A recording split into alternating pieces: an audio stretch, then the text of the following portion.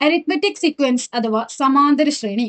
A sequence got by starting with any number and adding a fixed number repeatedly is called an arithmetic sequence.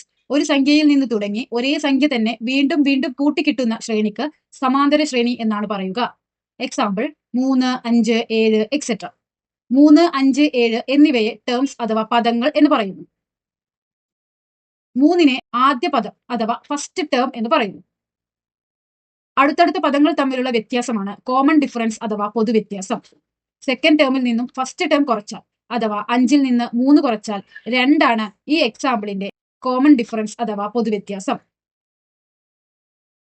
ഒരു arithmetic sequence അഥവാ സമാന്തര ശ്രേണിയുടെ nth term അഥവാ n-ാം പദം കാണാനുള്ള equation dn plus f minus d ആണ്.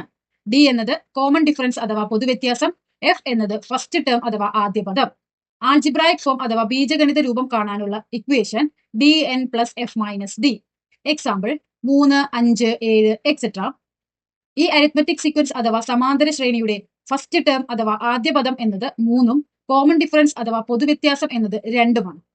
ഇതിന്റെ 10th term അഥവാ 10ാം പദം കാണാനുള്ള equation dn plus f minus d.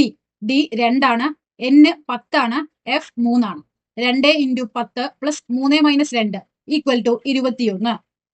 Algebraic form അഥവാ ബീജഗണിത രൂപം കാണാനുള്ള equation dn plus f minus d. 2n plus 3 minus 2 2n plus 1.